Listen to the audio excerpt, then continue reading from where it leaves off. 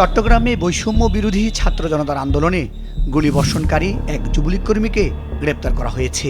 তার নাম তহিদুল ইসলাম ওরফে ফরিদ। তহিদুল একাই ছাত্র জনতার উপর ২৮টি গুলি ছোড়ার কথা স্বীকার করেছে বলে জানিয়েছে পুলিশ। জুলাই আগস্টে ছাত্র জনতার আন্দোলনের সময় তহিদের অস্ত্র হাতে হামলার ছবি ফেসবুক সহ সোশ্যাল মিডিয়ায় ভাইরাল হয়। গত রাতে সাতক্ষীরা জেলার কমলনগর এলাকা থেকে তাকে গ্রেপ্তার করে চট্টগ্রাম নগরের চান্দগাঁও থানা পুলিশ। গ্রেপ্তার তৌহিদ চান্দগাঁও ওয়ার্ডের সাবেক কাউন্সিলর, আওয়ামী লীগ নেতা এসরারুল হকের অনুসারী হিসেবে পরিচিত। আজ দুপুরে নগর পুলিশের উপকমিশনার রইসউদ্দিন মিডিয়া সেন্টারে আয়োজিত সংবাদ সম্মেলনে জানান, গোপন তথ্যের ভিত্তিতে খবর পেয়ে সাতক্ষীরা থেকে তহিদুলকে গ্রেপ্তার করা হয়।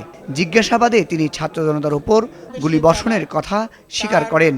তার বিরুদ্ধে ৫টি হত্যাসহ ১২টি মামলা রয়েছে। ছাত্র জনতার আন্দোলন চলাকালে সে একাই ২৮ রাউন্ড গুলি ফায়ার করেছে বলে সে আমাদের পুলিশের কাছে স্বীকার করেছে। ছাত্র জনতাকে হত্যার অভিযোগে যে হত্যা মামলা রুজু হয়েছিল, সেই ৫টি মামলা এই তহিদুল ইসলামের বিরুদ্ধে রয়েছে। এছাড়া বিভিন্ন সময়ে তার বিরুদ্ধে চাঁদাবাজি, ছিনতাই, অস্ত্রবাজির বিরুদ্ধে মামলা ছিল।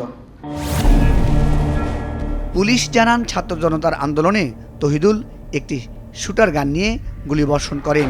জুলাই ছাত্র আন্দোলন চলাকালীন সময়ে নগরের বদ্দারহাট এলাকায় তহিদুল একাই ২৮টি গুলি ছোড়ার কথা স্বীকার করেছেন। ঘটনায় ব্যবহৃত অস্ত্রটি উদ্ধারের অভিযান চলছে। তো আটককৃত আসামিকে আমরা ব্যাপক জিজ্ঞাসাবাদ করেছি এবং তার এই যে অস্ত্র ব্যবহৃত হয়েছিল সেটি একটি বিদেশি অস্ত্র, সে স্বীকার করেছে। তার এই অস্ত্র এবং গুলি এগুলোকে উদ্ধার করার জন্য আমাদের টিম কাজ করছে। তার দেওয়া তথ্য মতে আমরা বেশ কয়েকটি জায়গায়ও অভিযান পরিচালনা করেছি। আমরা আশা করি অতি শীঘ্রই এই ঘটনায় সে যে অস্ত্র ব্যবহার করেছিল সেটা উদ্ধার করতে সক্ষম হব। বৈষম্য বিরোধী ছাত্র জনতার আন্দোলনে ১৭ জুলাই থেকে ৪ আগস্ট পর্যন্ত চট্টগ্রামে গুলিতে নিহত হন ১০ জন, আহত হন শতাধিক। একই ঘটনায় নিহত ব্যক্তির পরিবার ও স্বজনেরা নগরের বিভিন্ন থানা ও আদালতে অন্তত ২৫টিরও বেশি মামলা করেছে।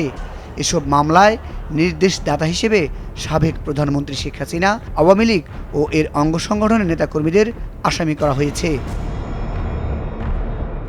এর আগে ছাত্র জনতার আন্দোলনে অস্ত্রধারীদের মধ্যে ৪ জনকে র্যাব এবং ১ জনকে চট্টগ্রাম নগর পুলিশ গ্রেপ্তার করেছিল। সর্বশেষ তহিদুল সহ মোট ২ জনকে গ্রেপ্তার করে নগর পুলিশ। তবে কারো কাছ থেকে ঘটনায় ব্যবহৃত অস্ত্র এখনও উদ্ধার করা সম্ভব হয়নি।